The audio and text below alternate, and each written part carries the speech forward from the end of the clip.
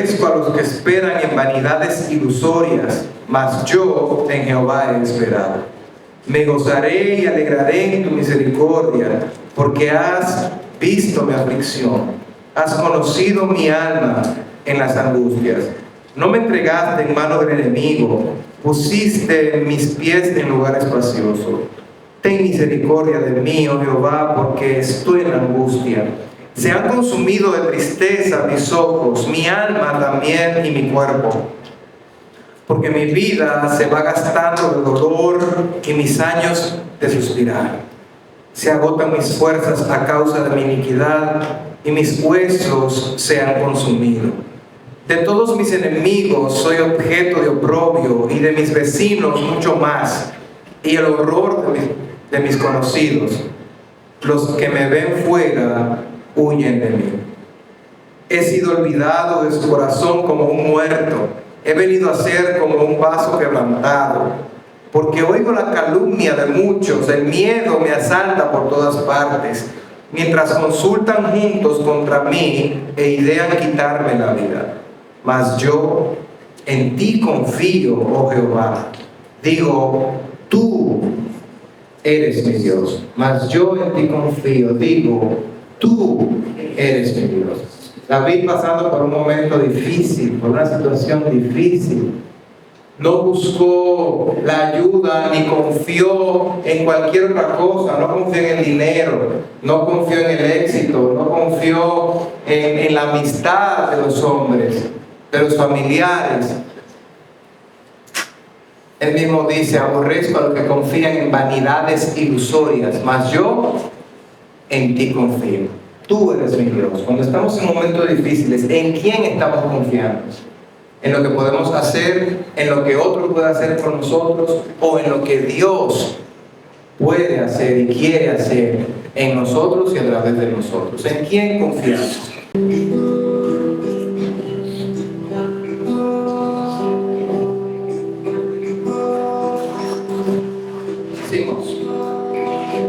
Muy sediento y vacío, ven y bebe agua viva.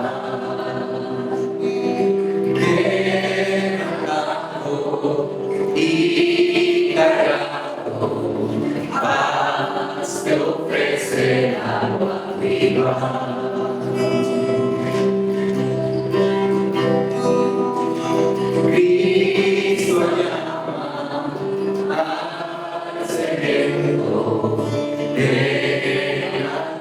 Agua viva, nueva vida, Cristo logra, como río de agua viva. Es un río de amor, de gracia y perdón, trae gozo al pueblo del Señor. Y su amor llenará el perdón, gran Dios de agua viva.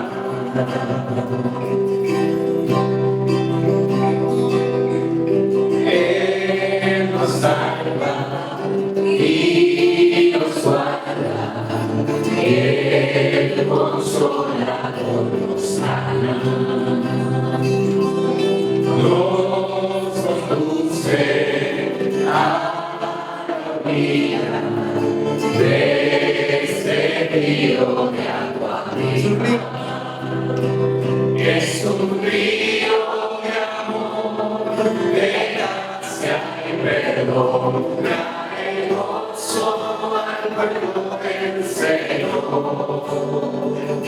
Es fiel y su amor llenará el perdón,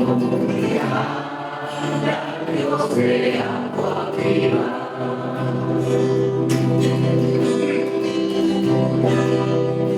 Muy sediento y vacío, ven y bebe agua viva. Yo lo probé. Soy amado Cristo desde el agua viva, es un río de amor, de gracia y perdón, trae gozo al pueblo del Señor.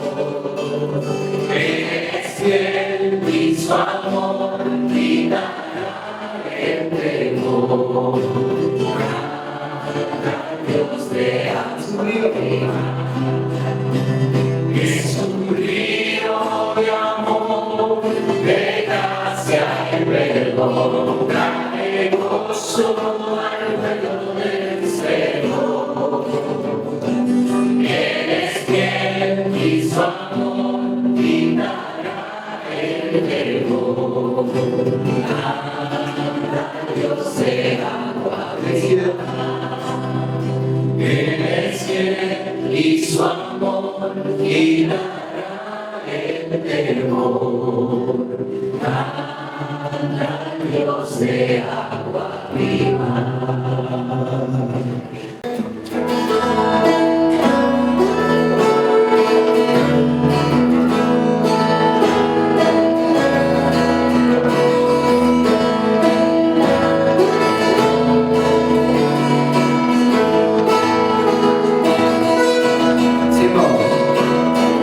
Castillo fuerte es nuestro Dios, defensa y buen escudo. Con su poder nos librará en este trance agudo. Con furia y con afán, sacará gozará, por almas deja ver su astucia y gran poder. Cual él no hay en la tierra.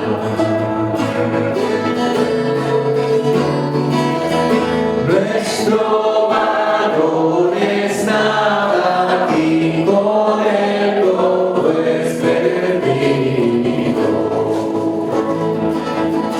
Mas por nosotros luchará de Dios el escogido.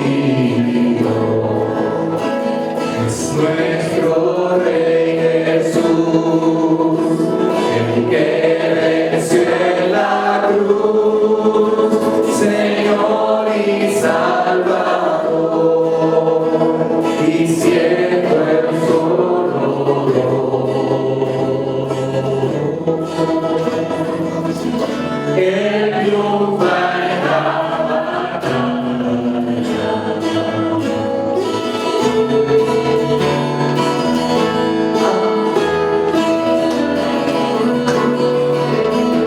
aunque este demonio mi pronto ha devorado,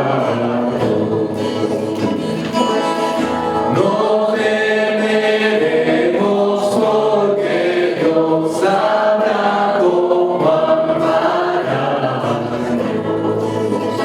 Si muestra su vigor, Satán y su furor, dañarnos no podrá, pues condenado está.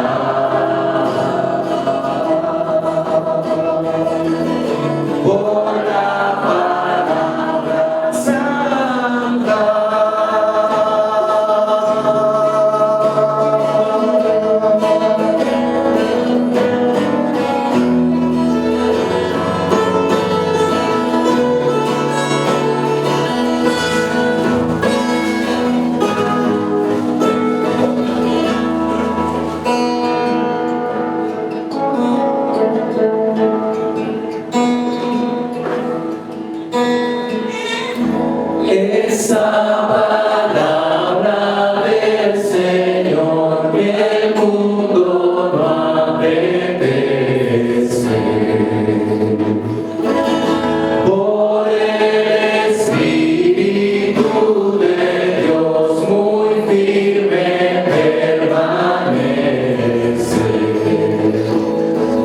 pueden despojar de ese hogar, el cuerpo destruir, mas siempre ha de existir.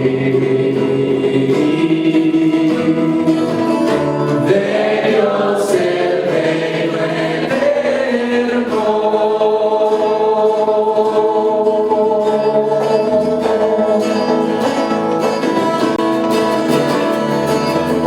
Castillo fuerte es nuestro Dios.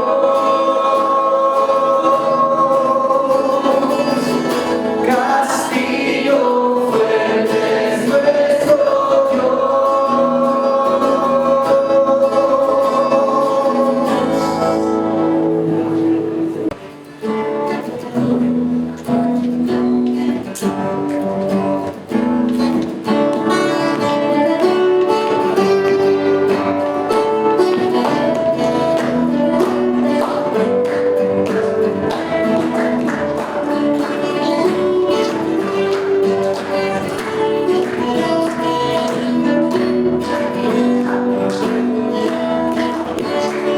Segura mi esperanza está en la justicia de Jesús, y mis pecados expiará el sacrificio de su cruz.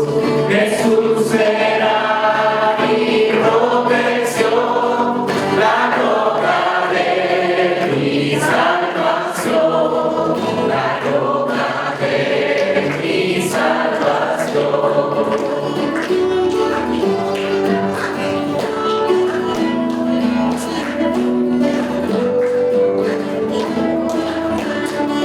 La tempestad jamás podrá su dulce faz debe ocultar, su luz gloriosa en mi alma está, en él confío sin cesar. Jesús será mi protección, la roca de mi salvación, la roca de mi salvación. Jesús será mi protección, la roca de mi salvación, la roca de mi salvación.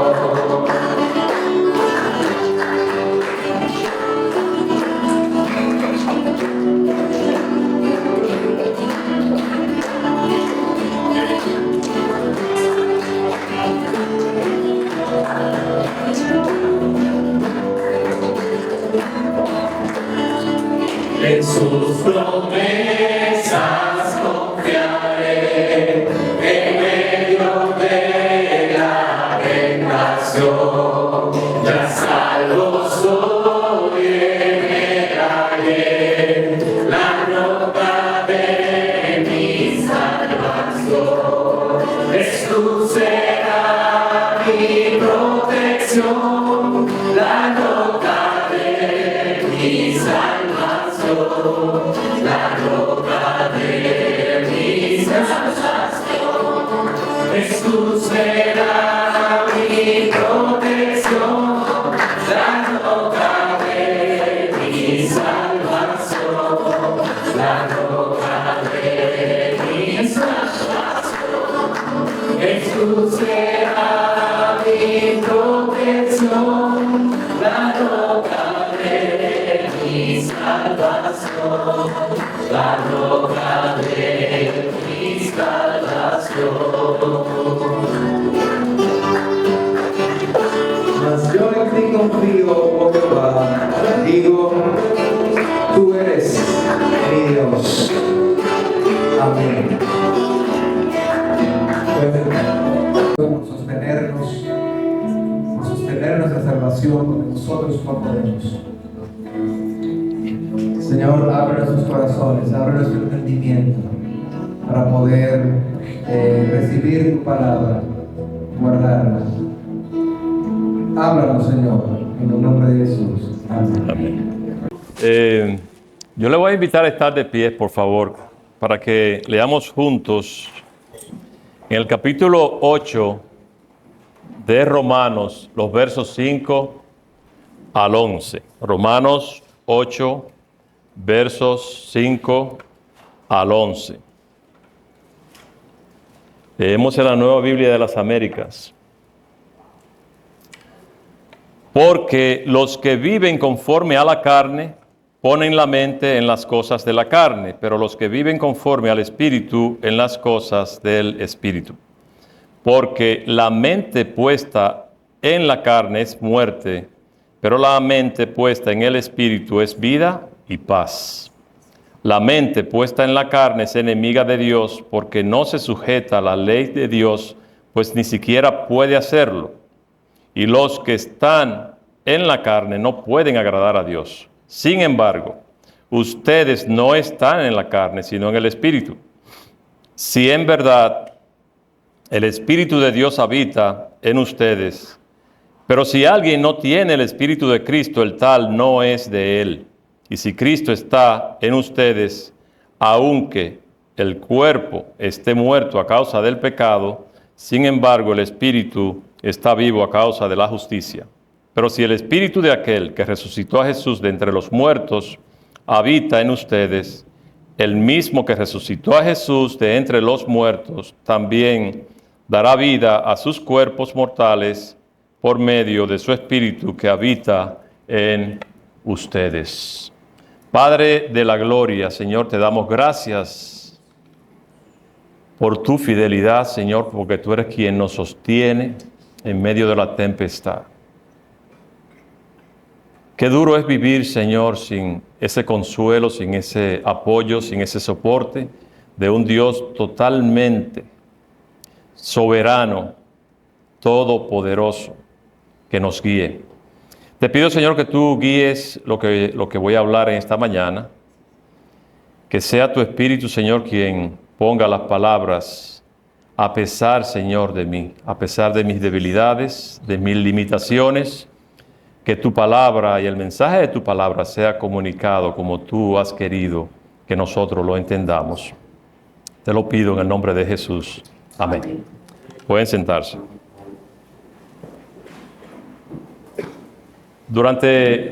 Hace ya algún tiempo he venido siguiendo los mensajes del pastor Miguel Núñez sobre el libro de Romanos. Y la verdad que ha sido algo muy especial para mí profundizar en estas verdades. Romanos es un libro de mucho contenido teológico que nosotros debemos mantenernos constantemente rumiando y estudiando. En el día de hoy, nosotros vamos a reflexionar un poquito sobre la mente. Y digo un poco porque estamos hablando de algo inmenso, de algo grande. La mente es algo que el ser humano no ha podido todavía explorarlo en la totalidad de lo que es. Es algo que Dios ha puesto en nosotros con diferentes propósitos, pero que nosotros con frecuencia ni nos enteramos, vivimos de forma automática con la mente. Pero es importante profundizar en esto. Entonces, primeramente lo que queremos explicar a modo de introducción es hablar un poquito sobre la mente y qué es la mente. Luego hablaremos de una mente carnal, cómo se ve, luego de una mente espiritual y finalmente cerraremos con algunas aplicaciones. Eso es lo que vamos a hacer durante esta predicación. Ahora hablemos de la mente. ¿Qué es la mente? Según el diccionario Beacon, teológico Beacon, en general la mente o intelecto se refiere a la facultad que permite que la persona aprenda, piense, desee, actúe. Se considera algo distinto del cuerpo. En la Biblia se usa la palabra mente para traducir varios términos hebreos. Hay diferentes términos en hebreo y en griego Pero hay algo que es común en todas las definiciones de la mente y es la capacidad de pensar racionalmente. Yo quisiera que le pusiera un poco de atención a esta parte introductoria porque nos va a permitir conocer con un poquito de detalle lo que es la mente y entonces cómo podemos accionar con la mente de una forma que agrade a Dios. Algunos de los términos hebreos son leb, por ejemplo, generalmente se traduce como corazón y se refiere al centro más íntimo de la personalidad. Determina los actos del individuo. La persona actúa de una cierta forma basado en esto. Se refiere, pareciera, mejor dicho, que se usa especialmente en referencia a la memoria. En algunas partes de la Biblia se utiliza esta palabra de diferentes modos. Por ejemplo, en Isaías 65:17, no lo vamos a leer, pero para ponerlo en perspectiva, se refiere a la memoria y a los propósitos en Jeremías 19:5. Hay otra palabra que es nafesh. Generalmente se traduce alma. A veces se traduce como mente para designar la parte más profunda del ser humano, el yo. Usted ha oído hablar mucho del yo. Pues el yo tiene mucho que ver con el tema de la mente. Es el centro de los sentimientos, de los deseos, las inclinaciones de la persona. En el Nuevo Testamento se nos ordena amar a Dios con toda nuestra mente, entre otras cosas. Pero fíjese la importancia de la mente. Yo tengo que amar a Dios con toda mi mente. Y eso está en Marcos 12:30. El término que se usa aquí es dianoia, que se refiere a la capacidad de razonar, percibir e imaginar, es decir, la creatividad de la persona. Yo tengo que amar a Dios con todo lo que yo soy. Pablo declaró, yo mismo con la mente soy esclavo de la ley de Dios, en Romanos 7:25. El vocablo griego aquí es nous, el centro de la conciencia reflexiva. Hablamos de la reflexión del individuo, de la capacidad de razonar, de la capacidad de percibir, de imaginar y la creatividad de la persona. Es importante que recordemos eso. Y también en Romanos 12:2, Pablo utiliza este mismo término cuando dice transformado mediante la renovación de la mente. Tenemos que renovar nuestra mente. Y este tema lo tenemos que considerar nosotros como algo activo, no como algo pasivo. Porque cuando creemos en la soberanía de Dios, muchas veces confundimos una cosa con la otra. Y creemos que esto es como la salvación. Que bueno, si Dios no hace nada, pues fue Dios que no hizo nada. Por eso tiene que ver con nosotros. Por lo tanto, procura mostrar que la mente transformada es nueva y diferente.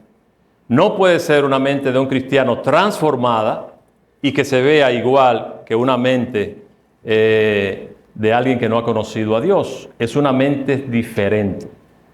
El cristiano modela algo diferente que lo que el mundo modela. En ambos pasajes, Pablo usa la palabra mente para referirse al yo, que es capaz de reflexionar y determinar propósito.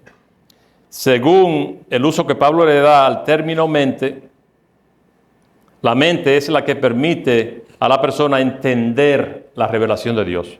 Yo entiendo la revelación de Dios con mi mente. Necesito mi mente para entender esa revelación que Dios ha puesto en su palabra para mí. Y está hablando no de un pensamiento abstracto, sino de acción. Pablo también dice que la mente carnal, pecaminosa, es hostil hacia Dios. Eso lo leímos en el verso 7 de la lectura de hoy. Y en este caso se utiliza una palabra que se traduce frónema. Esta se refiere a la disposición habitual de la facultad intelectual de la persona a su forma de pensar y a sus inclinaciones. Literalmente es la propensión o inclinación hacia la carne. Eso es una mente carnal. Cuando yo tengo una mente carnal, yo pienso carnalmente. No existe una mente, en una mente carnal no está la mente transformada de la que hemos estado hablando y una mente dirigida por el Espíritu. La mente es como el centro de operaciones. Vamos a ver la mente como algo así. Usted ve, por ejemplo, el pastor Miguel Núñez hablaba de en los aeropuertos, los controladores aéreos, saben que hay cantidades de aviones entrando y saliendo. Ellos son los que dan la salida y la entrada. Cuando se equivocan, dos aviones pueden chocar en unos aeropuertos donde hay mucha circulación. Entonces, ese es como el centro de operaciones. Decide la mente a qué permite y qué rechaza. El Nuevo Testamento usa el término cardia para definir el corazón, apetitos, el querer, los sentimientos, y nous para definir la mente, donde habita el saber y la inteligencia. Cuando dice esa persona es muy inteligente, es inteligente con la mente. Hay un libro de un dominicano que se llama Juan Ulises Franco. No sé, el libro se llama Cosas de mi Tierra. Y ese libro, él habla sobre cosas dominicanas. El autor explica el origen de un viejo refrán dominicano que nosotros todos conocemos aquí, entre Lucas y Juan Mejía. ¿Te has oído ese refrán? ¿Cómo tú estás entre Lucas y Juan Mejía? A veces decimos regular, bien, mal. Y yo, pues, me preguntaba sobre este refrán. Él dice que habían dos secciones en el sur del país. Una se llamaba Lucas y la otra se llamaba Juan Mejía. Estaban divididos por un estrecho río, un arroyo de poca anchura. De manera que cualquier persona podía brincar de un lado a otro sin problema, porque era estrecho. Yo podía brincar allá y ya estaba en una sección, para este lado en la otra. Entonces, en cierta ocasión, siendo alcalde pedáneo de la sección de Lucas, el nombrado Vale Juan Mendoza, deseando celebrar su fiesta de cumpleaños, se dio, dice él, un humo que lo puso más alegre que unas Pascuas, y metiéndose entre ceja y ceja la idea de brincar de una sección a otra. Entonces él brincaba, en aquel tiempo le decían ahora, para decir ahora decían agora. Entonces él decía, agora estoy en Lucas. Y brincaba acá, agora estoy en Juan Mejía. Agora estoy en Lucas y agora estoy en Juan Mejía.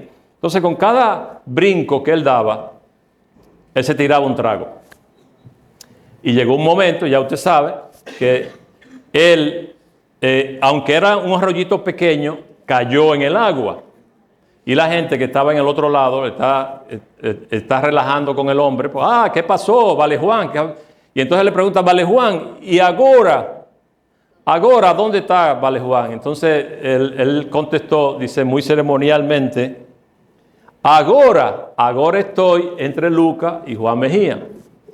Él estaba en el centro del arroyo. ¿Y sabe qué, hermano? Que a veces nosotros vivimos así entre la carne y el espíritu. O al menos creemos que vivimos así. Porque no existe eso de estar entre los dos mundos. El ser cristiano es o no serlo. No existe un lugar medio, no existe un lugar neutro donde usted diga, tengo un pie en el espíritu, tengo un pie en la carne. O usted está en la carne, o usted está en el espíritu. En Apocalipsis 3:16 el Señor dice, así pues que eres tibio y no frío ni caliente, te vomitaré de mi boca. Dios rechaza la tibieza. A veces nosotros somos tibios, pero Dios rechaza la tibieza. Y fíjese que en ese mensaje a la iglesia de la Odisea no se mencionan inmoralidades, ni contiendas, ni divisiones, pero sí había un marcado orgullo y un sentido de autosuficiencia, arrogancia, engreimiento espiritual y un marcado materialismo. Y todo eso en nombre de Dios. Es un llamado de atención al legalismo. Y a nosotros tener vidas que predican una cosa, pero que viven otra. Cuando vivimos con un pie en el mundo y otro en la fe, nos quedamos en el fango del arroyo, en ese centro. creyendo que estamos firmes en aquel que nos llama a buscar tener la mente de Cristo. Esa es una expresión de este verso. En 1 Corintios 2:16 dice, porque ¿quién ha conocido la mente del Señor para que lo instruya? Pero nosotros tenemos la mente de Cristo. Significa que hablamos, actuamos, sentimos, accionamos. ¿Cómo? Como Cristo. Mi estándar no puede ser mi hermano ni el prójimo que está a mi lado. Mi estándar tiene que ser Jesucristo. Y sobre esto, el pastor Miguel Núñez explicaba que este cambio tiene que venir de adentro para afuera. Y él ponía el ejemplo de una semilla. Toma una semilla, la pone en la tierra. Wander, que es un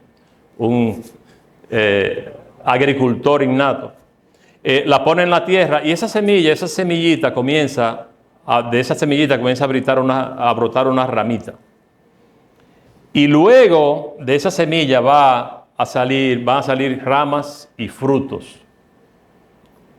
Entonces, la germinación de esa semilla que usted siembra va a ser esos frutos de lo que fue la semilla, pero todo comenzó con la semilla.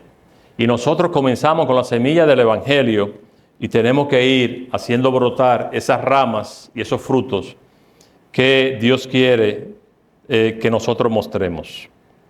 En Lucas 22:45 dice, entonces les abrió la mente para que comprendieran las Escrituras. Dios abre la mente. Dios nos da también a nosotros el Espíritu, como vamos a ver más adelante. Eso es exactamente lo que el Espíritu de Dios hace en nosotros.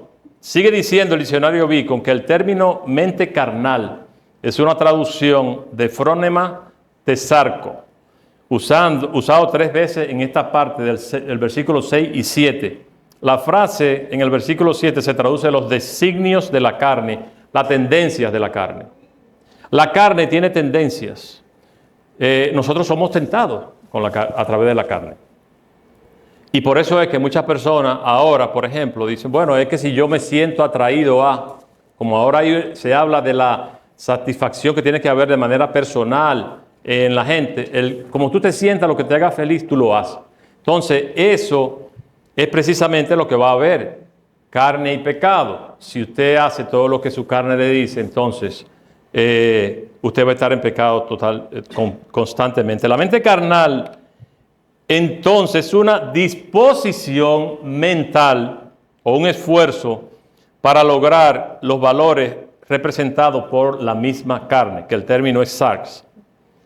Esta palabra aparece 147 veces en el Nuevo Testamento y se refiere a nuestra naturaleza caída.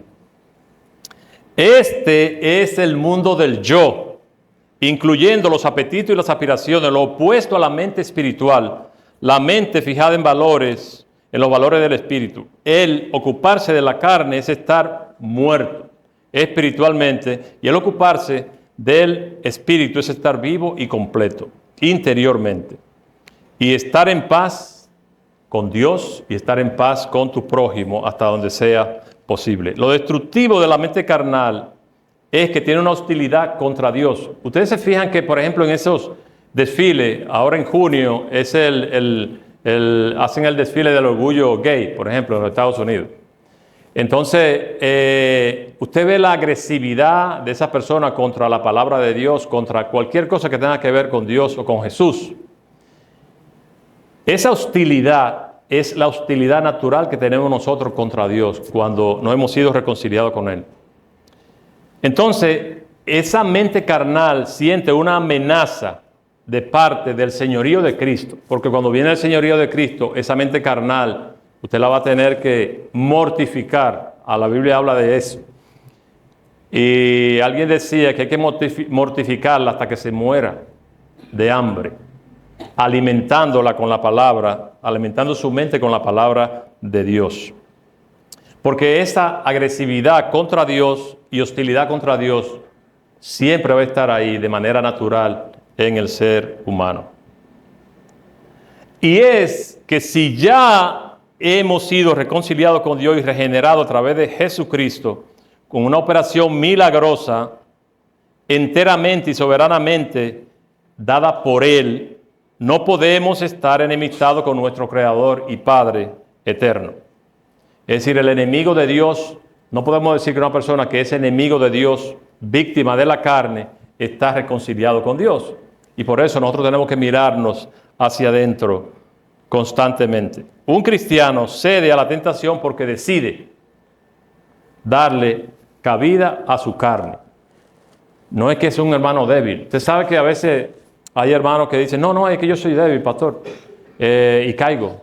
No sé qué me pasa, pastor, caigo. Bueno, porque usted no tiene la mente de Cristo entonces.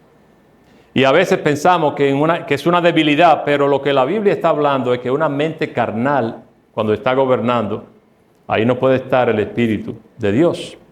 Porque donde está el Espíritu de Dios hay libertad. Nosotros, cuando oí el himno de Lutero hablando de las amenazas de Satán, nosotros muchas veces estamos como que no estamos apercibidos de la situación que nosotros tenemos. Estamos viviendo en una lucha espiritual y pensamos, no, bueno, yo no veo. Antes había mucha persecución, a veces ser cristiano significaba muerte o cárcel. Ahora todo está más o menos aceptable, por lo menos en estas partes del mundo, no en los países árabes. Pero nosotros estamos en una batalla completa y esa batalla la libramos primeramente en la mente.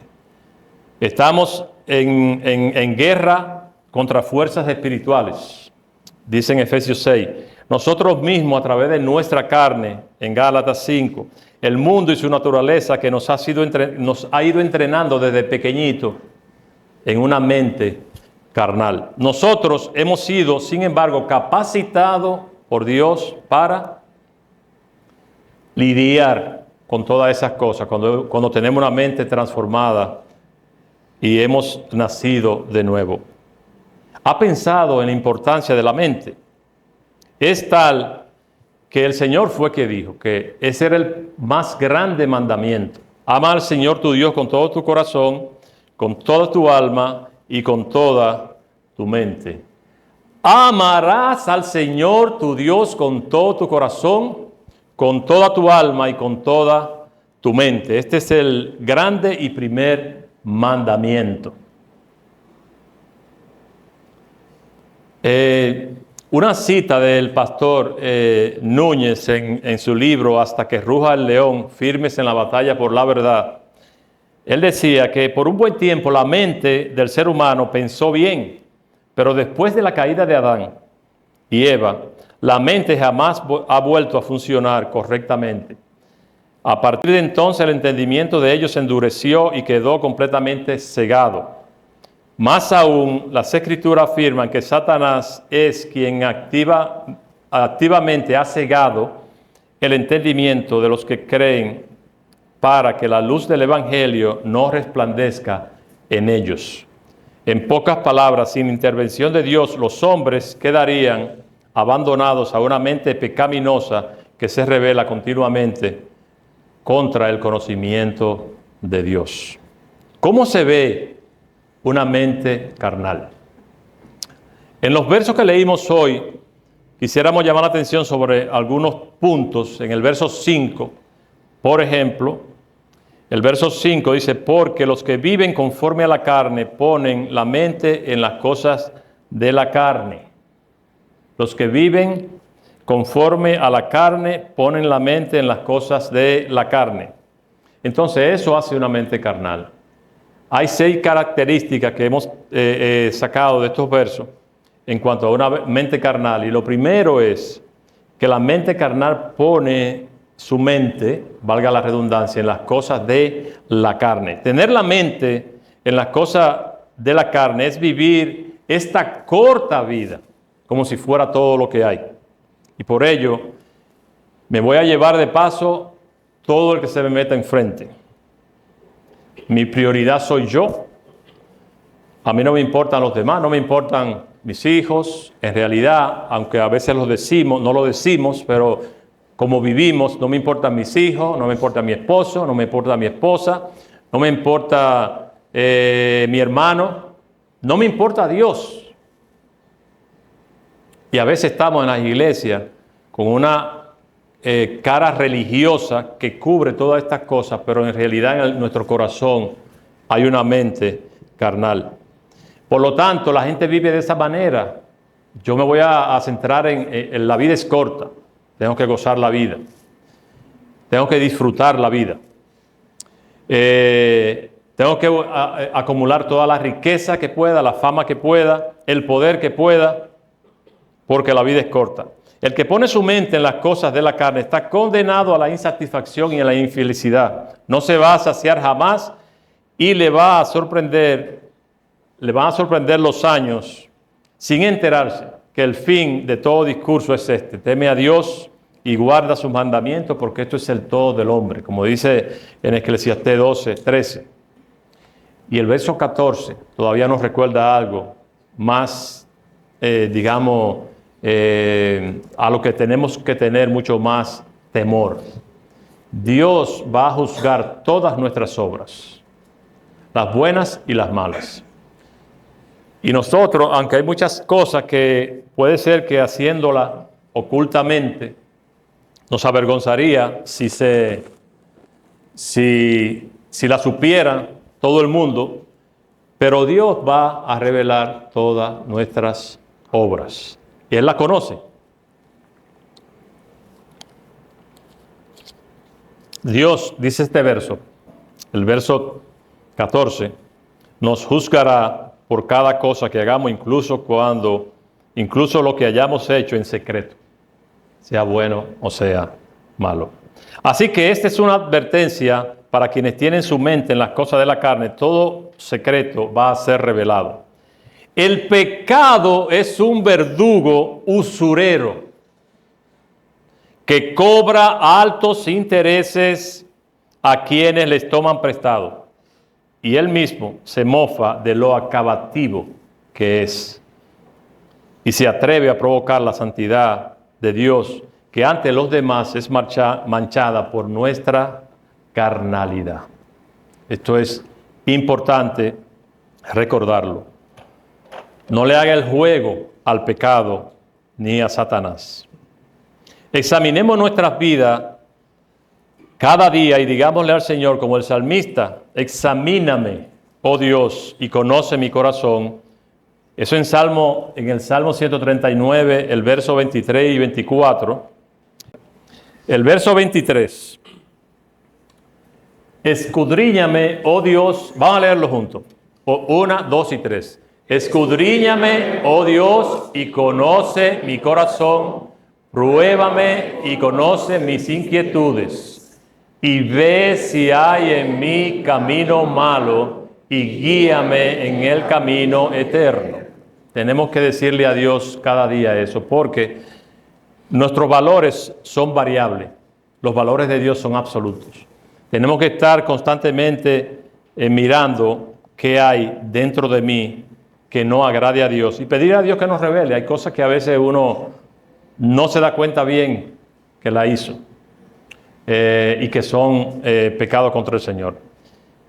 Hemos de presentarnos con honestidad e integridad ante nuestro Dios con todo lo que somos. Nosotros no vamos ante Dios con una careta como vamos donde cualquier persona. Cuando usted va a buscar un trabajo, tiene que poner una careta de gente buena. En una iglesia también no puedo tener las cosas que nos salen a nosotros a veces en nuestras casas. Cuando uno de nuestros hijos hace una de las suyas y hay que llamarle la atención. Yo tengo que ponerme ante Dios sin ninguna careta, porque Dios me ve así como yo soy. Aunque yo le esté diciendo palabras bonitas, Dios ve el corazón. Todos nuestros pecados han sido pagados por nuestro Señor Jesucristo. Nosotros tenemos que ser libres de culpa. Sabemos que tenemos un abogado. Yo voy ante Dios con sinceridad y con honestidad para que Él me diga lo que siempre me dice: ven. Dios restaura, Dios cambia y Dios cambia la mente. En segundo lugar, en el verso 6, la mente puesta en la cosa de la carne está muerta. ¿Sabe cómo decimos nosotros cuando alguien, el otro día vi una noticia de alguien que murió, de un chino que murió aquí en un accidente de motor? O sea, una persona decía que estaba muertecito, porque la gente quiere explicar lo muerto. Así está una mente carnal frente a Dios, está muertecita. No es, como le decía anteriormente, que hay debilidades, es que una mente carnal está muerta delante de Dios, y eso es lo que dice el verso 6. Dice, porque la mente puesta en la cosa de la carne es muerte. Entonces nosotros no podemos pensar que tenemos la mente en las cosas de la carne y que estamos vivos frente a Dios, que hemos sido restaurados. He dicho que la persona cuya mente está en la carne está muertecita. No es que es un hermano débil que no resiste la tentación y que siempre cae. Es una persona que está muerta y necesita el nuevo nacimiento. En tercer lugar, en el verso 7, la mente puesta en la carne es enemiga de Dios. El pastor John Piper se refería a esta pregunta, a una pregunta recibida de un joven que lo consideraba la paradoja, de lo que él consideraba la paradoja de Cristo, y decía, Cristo es gratuito, pero te cuesta todo. Cristo es gratuito, pero te cuesta todo. Una buena forma de saber que no estamos enemistados contra Dios es pensar en nuestra mente, ¿qué me cuesta Cristo? ¿Qué me está costando Cristo?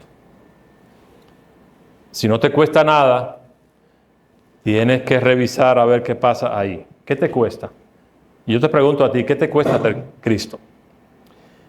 En Santiago 4:4 dice, oh almas adúlteras, ¿no saben ustedes que la amistad con el mundo es enemistad hacia Dios? Por tanto, el que quiere ser amigo del mundo se constituye en enemigo de Dios. Y quería citar también a John MacArthur, que comenta sobre este tema de la enemistad contra Dios y dice, su inclinación y orientación básica hacia la gratificación individual, así tenga la apariencia externa de una persona religiosa o moral, se mantiene la hostilidad directa a Dios. Una persona que solamente está pensando en sí mismo, en el yo, en su satisfacción individual, aunque sea una persona que diga que es cristiano, está en enemistad contra Dios. La mente que pone su mente que en las cosas de la carne no se sujeta a Dios, dice el verso 7. El verso 7 dice, la mente puesta en la carne es enemiga de Dios porque no se sujeta a la ley de Dios. En ocasiones, aconsejando a una persona sobre el perdón, a un hermano, y hablándole del perdón, de una situación, vamos a decir, hipotética, que tenía que no podía superar, no podía perdonar a alguien. Y había pasado años en eso.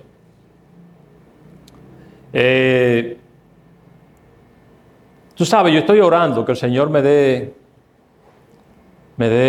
la forma y el deseo de perdonar a esa persona. Pero tiene años con un problema de falta de perdón. Ya Dios hizo lo que tenía que hacer. Entonces nos toca a nosotros hacer lo que nos toca hacer. Y es que la mente carnal no se sujeta a Dios. Y por eso muchas veces, y los pastores sufren mucho eso, hay personas que vienen a buscar un consejo, le dan un consejo, le explican, pero la persona dice, bueno, o sencillamente no hace nada, aunque usted lo haya confrontado con la palabra. Una mente carnal funciona así, no se sujeta. No es solamente en cuanto al perdón, en cuanto a cualquier tema bíblico. Para nosotros la palabra de Dios es la Biblia. Entonces yo tengo que accionar. Cuando yo veo algo en la Biblia, yo no puedo decir, no, es que yo no siento eso. O yo no lo veo así. Bueno, ¿cómo tú lo ves? Porque vamos a ver cómo es que lo dice la Biblia. Entonces, la palabra dice en Filipenses 2:3, no hagan nada por egoísmo, por vanagloria, sino que con actitud humilde cada uno de ustedes considere al otro como más importante que a sí mismo. Considera tú a tu hermano. Ese hermano consideraba a su hermano como alguien más importante que él, que no podía perdonarlo. Fíjense lo que ocurre, que yo siendo hombre no perdono a mi hermano, que ya lo perdonó Dios, siendo Dios. Entonces yo tengo que tener una mente que sea sujeta a Dios. Si creemos en la palabra de Dios y somos confrontados por ella, lo natural es decir como el rey David, cuando fue confrontado por Natán en 2 de Reyes 12, he pecado contra el Señor. Y uno dice, pero fue contra Urías que pecó David. No, pecó contra el Señor. Y todo nuestro pecado primordialmente contra el Señor. El siervo de Dios se sujeta a la palabra y reconoce su pecado y no busca excusas y justificaciones. Una mente carnal no puede sujetarse a Dios. No se sujeta a Dios y no puede. Hay personas que dicen, no, yo quiero arreglar ciertas cosas antes de yo entregar mi vida al Señor. Hay personas que dicen, no, pero yo soy bueno, yo hago cosas buenas. Una mente carnal, si no ha sido transformada por el Espíritu de Dios, si Dios no ha obrado eso en su corazón, usted no va a poder sujetarse a Dios. Y esto tiene que ver con el punto 2 que vimos anteriormente, y los versículos 10 y 11 nos ayudan a entender. Y si Cristo está en ustedes, y si por el Espíritu de aquel que resucitó de la muerte a Jesús, de entre los muertos, habita en ustedes. Pero en Juan 10, 26, 27 dice, pero ustedes no creen porque no son mis ovejas. Mis ovejas oyen mi voz y yo las conozco y me siguen. ¿Por qué muchas veces no creemos? Tenemos que analizar si nosotros realmente estamos con el Señor. Una mente carnal no puede agradar a Dios. Verso 8. No hay forma con que una persona con una mente carnal que no ha sido transformada agrade a Dios. Porque los calificativos para eso vienen todos del Señor. Yo no tengo nada que pueda hacer para yo agradarle a Dios, que no sea a través de que la sangre de Jesucristo limpió mi pecado, me cambió, me transformó, y yo soy una criatura que soy aceptable delante de Dios. Entonces, la mente carnal no puede agradar a Dios. En Juan 14, 21 dice, el que tiene mis mandamientos y los guarda, este es el que me ama. Y el que me ama será amado por mi Padre, y yo lo amaré y me manifestaré a él.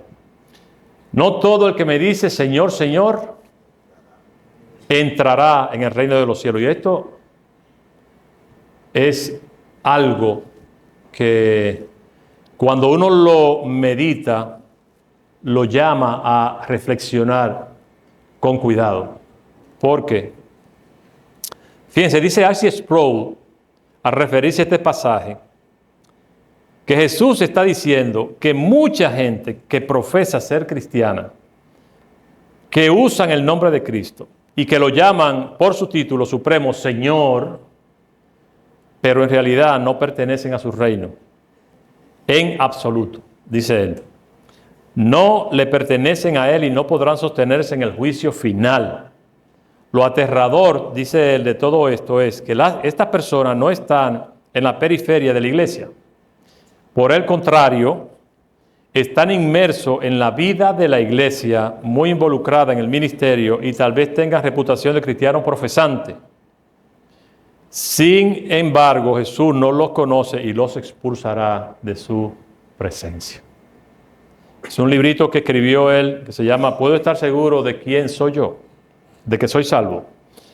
Y él dice, cada cristiano tiene que preguntarse, ¿cómo sé que no soy parte de este grupo que vive equivocado? Hay que preguntarse eso. Porque sería terrible que uno llegue allá cuando nos toque. Pero Señor, y te diga, no, tú no eres de aquí. En resumen, la palabra autoritativa de la Biblia dice que la mente carnal es, dice en Gálatas 5, ahora bien, las obras de la carne son evidentes, las cuales son inmoralidad, impureza, sensualidad, idolatría, hechicería. Bueno, la cosa no es tan terrible. Hechicero. Yo no soy hechicero. El verso sigue diciendo, enemistades, pleitos, celos, enojos, rivalidades, disensiones, herejías, envidias, borracheras, orgías y cosas semejantes, contra las cuales les advierto que los que, como ya se lo he dicho antes, que los que practican tales cosas no heredarán el reino de Dios. Ahora, ¿cómo se ve una mente espiritual? En el verso 9, primeramente, el Espíritu de Cristo habita en ella, en esa mente. Somos morada de Cristo, tenemos el Espíritu Santo que nos ayuda en oración y nos guía y sustenta a cada momento. Él nos afirma que nosotros somos hijos de Dios. El Espíritu de Dios nos afirma cuando somos hijos de Dios. En Santiago 1:18 dice, Él por su propia voluntad nos hizo nacer de nuevo por medio de la palabra de verdad que nos dio y de toda la creación. Nosotros llegamos a ser su valiosa posesión. Usted es importante para Dios. Dios habita en usted. Dios le conoce por su nombre. Dios conoce todos los detalles de su vida. Los que no conoce nadie, inclusive muchos detalles de su vida que no conoce usted mismo. Dios lo conoce. Dios no es un Dios lejano, como estaba hablando nuestro hermano al comienzo. Dios es un Dios cercano. Dios está muy cerca de usted. Recuerde esto, eres altamente valioso para Dios al punto de que con el sacrificio de su Hijo, Dios vino a habitar en ti. Dios habita en ti. A pesar de las inquietantes circunstancias de esta vida terrenal y de las diversas pruebas con las que vives y a las que estás expuesto, debes recordar que Dios habita en tu corazón y que eres una posesión especial, que Dios te conoce por tu nombre, que conoce tus luchas y a través de su Espíritu que habita en ti, te quiere ayudar y llevarte a tener la mente de Cristo. Él puso su Espíritu en ti para eso.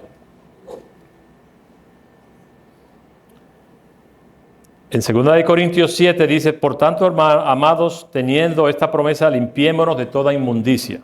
Porque ¿cómo puede ser que un Dios santo, santo, santo vaya a habitar en nosotros cuando estamos llenos de pecaminosidad y de carnalidad?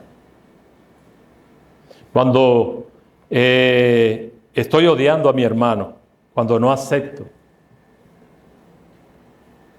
a mi hermano, cuando vivo en sensualidad, cuando abro cosas en internet que no debo abrir, que ahora el acceso es tan fácil. ¿Cómo puede habitar ese Dios santo dentro de ti? El fruto del Espíritu, también en Gálatas dice, el fruto del Espíritu es amor, gozo, paz, paciencia, benignidad, bondad, fidelidad, mansedumbre, dominio propio. Contra tales cosas no hay ley, pues los que son de Cristo Jesús han crucificado la carne con sus pasiones y deseos. En segundo lugar, una mente puesta en el Espíritu está viva y en paz. Versos 10 y 11. Si el Espíritu está dentro de nosotros, estamos vivos. Si el Espíritu, si es la carne la que nos está manejando, recuerde que estamos muertos. ¿Cuáles obras revela tu vida? ¿Modelas al Hijo de Dios o la carne no te deja? Si alguien le pregunta, a tu hermano o a alguien que te conoce, ¿qué diría de ti? ¿Qué podría decir de ti tu esposo, tu esposa, tus hijos, tus padres, hermanos en la fe, compañero de trabajo, compañero de estudio, vecino, jefe, empleado? ¿Qué diría de ti? Por si acaso, no estoy hablando de ti, sino del que está a tu lado, como dice el pastor Luis Méndez. ¿Qué diría de ti aquella persona si le preguntaran? Una mente puesta en el Espíritu nos afirma que somos hijos de Dios. En el verso 9, al final, habla de que el tal no es de Cristo. Hablando de la carne, una mente puesta en el Espíritu es una mente que claramente está definida por Cristo. Y es que nosotros tenemos que reflexionar en lo que Dios nos ha dado. Siendo nosotros enemigos, ahora hemos sido adoptados como hijos. Siendo esclavo del pecado, ahora soy libre. Condenado al martirio eterno, ahora con vida eterna. Sin esperanza, ahora sabiendo que viviré con Él. Perdido y ahora hallado por su gracia, dominado por la carne, ahora dominado por el Espíritu, viviendo en vanidad, en la vanidad de la vida, ahora en el gozo del reino, viviendo sin propósito, ahora sabiéndome suyo. El Hijo de Dios piensa y actúa diferente, porque la mente espiritual va ganando terreno, pero usted tiene que alimentar esa mente espiritual. Si su alimentación son las redes sociales, usted está liquidado. Si su alimentación es la televisión, usted está mal. Si es su amigo, está mal. Nuestra alimentación a nuestras mentes tiene que venir de la palabra de Dios. Ahí está la mente de Dios. Dios ha querido que un pequeño trozo de su mente se pusiera en esas letras de ese libro que se llama la Biblia. Cuando tenemos la mente de Cristo, ya no me da tanta lucha perdonar a mi hermano. Amo estar en la presencia de Dios. ¿Te ve? Yo quiero estar con mis hermanos, quiero estar en la presencia de Dios. Amo estar en comunión con mis hermanos. Disfruto la exposición de la palabra. Tengo contentamiento y mis quejas se van.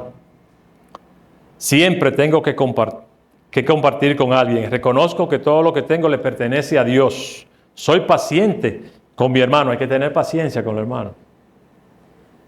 A veces se nos va la paciencia. Y se me ha ido a mí también. No estoy hablando de... Pero tenemos que tener paciencia con nuestro hermano. Si eres chismoso y criticón, ya tú dejas eso. Si tienes la mente puesta en el Espíritu. Sufro con mi hermano cuando mi hermano sufre. Me gozo con el progreso y éxito de mi hermano. Apoyo la obra de Dios y su iglesia. Vivo una vida de alabanza. Agradecido de Dios porque me provee todo lo que necesito. Soy humilde. Muestro misericordia a mi hermano. Pongo a mi hermano por delante de mí mismo. Eso no es fácil, ¿verdad? Vivo una vida abundante, como dice en Juan 10:10. Una vida abundante. Eso es lo que el Señor nos ha venido a dar. Por lo tanto, despiértate tú que duermes y levántate de entre los muertos. Dice en Efesios 5, y te alumbrará Cristo. Por tanto, tenga cuidado cómo andan, no como insensatos, sino como sabios. Aprovechando bien el tiempo, porque los días son malos. Así, pues, no sean necios, sino entiendan cuál es la voluntad del Señor. Y no se embriaguen con vino, en lo cual hay disolución, sino que sean llenos del Espíritu. Hablen entre ustedes con salmos, himnos y cantos espirituales, cantando y alabando con el corazón al Señor. Den gracias siempre por todo. En el nombre de nuestro Señor Jesucristo, a Dios el Padre, sométanse unos a otros. Ahora, ¿qué hacemos con esto? Si yo veo que tengo una mente carnal, haya pues el mismo sentir que hubo en Cristo, dice en Filipenses 2:5. Tenemos que buscar imitar la mente de Cristo. Hay un acróstico que hicimos de de 7 pasos para resumir lo que es la aplicación, y es la palabra adoptar. Nosotros hemos sido adoptados. Y la palabra adoptar, la A, ¿qué yo puedo hacer? Porque no quisiéramos dar la impresión de que, bueno, ahora estamos quizá nosotros pensando en cosas que muestran una mente carnal en nosotros, y ahora ¿qué yo hago? Realmente nosotros tenemos que buscar la manera de alimentar esa mente espiritual, y hay manera de cómo hacerlo. Adoptar, la A, arrepiéntete y confiesa tu pecado sin miedo a tu reputación, busca ser humilde y honesto y renueva tu pacto con el Señor. Esa es la A de adoptar. La D, dedica tiempo cada día a la oración. La O, organiza intencionalmente tu tiempo para conocer el pensamiento de Dios expresado en su palabra. Hay que leer la Biblia de manera frecuente, de manera regular, de manera intencional y profunda. No solamente leerla por leerla. La otra letra, la P, prioriza la gloria de Dios en cada decisión. La T, de todo, ama al Señor tu Dios con todo. La A, de ama a tu prójimo como a ti mismo. Y la R, reconoce tu incapacidad para hacerlo por ti mismo y deposita tus cargas en Cristo, porque Él ha prometido que te va a dar descanso. Así que busquemos tener una mente espiritual. No póngale atención a la mente y a las cosas carnales que vienen a su mente, y decida cambiar y dejar que esa actitud pasiva, como en la salvación yo no puedo hacer nada, pero en la santificación progresiva nosotros tenemos una participación activa. Busque a Dios, órele a Dios, ponga las cosas en práctica que usted ha aprendido en su palabra.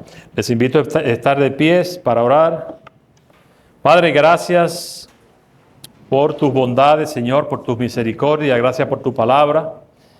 Nos presentamos, Señor, delante de ti pidiéndote perdón por nuestra mente carnal y suplicándote, Señor, que tú nos ayudes a ser intencionales, Señor, buscando tu rostro y tu palabra y buscando tener la mente de Cristo. Obra en cada corazón aquí. Te pedimos que tú bendigas, Señor, cada vida que está aquí representada, y que podamos ser, Señor, hombres y mujeres que agradan a tu nombre. Se lo pedimos en el nombre de Jesús. Amén.